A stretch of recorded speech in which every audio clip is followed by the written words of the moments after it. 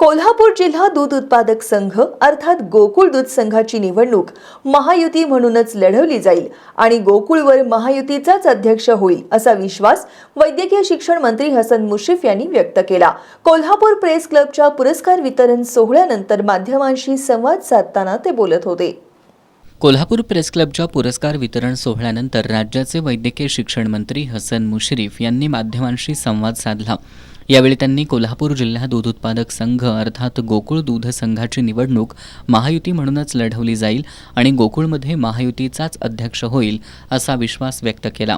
ही निवडणूक महायुती म्हणूनच होईल आणि महायुतीचाच अध्यक्ष होईल।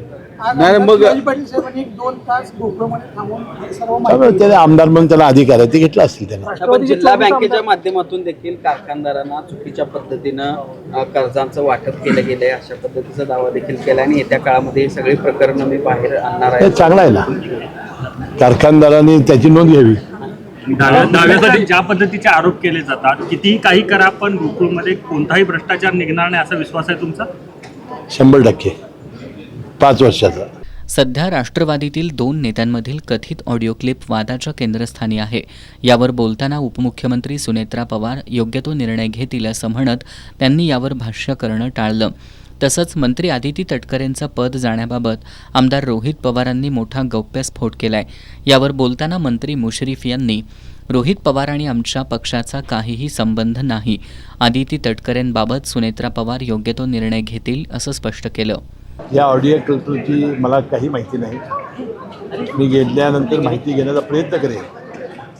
परंतु आज उपमुख्यमंत्री सुनेत्रा पवार बहिणींनी त्यांच्या वतीनं सूत्रांनी जाहीर केलं की बाबा आम्ही लवकरात लवकर कोर कमिटीची बैठक घेऊन आपल्या पक्षामध्ये हा जे मतभेद चालू आहे ते आम्ही निश्चितपणे संपवून वाटतं सुनेत्रा पवार बहिणी या सगळ्या ते पेल्यातलं वादळ ठरेल आणि वादळ शांत होईल। आता रोहित पवारांचा आणि आमच्या पक्षाचा काही संबंध नाही। वास्तविक त्यांनी आमच्या पक्षाबद्दल बोलावं हे एक फार मोठं आश्चर्य आहे आणि म्हणून ज्या वेळा सुनेत्रा पवार बहिणी जसा निर्णय घेतील त्याप्रमाणे ते घडेल। यावेळी त्यांनी माध्यमांच्या विविध प्रश्नांना उत्तरं दिली।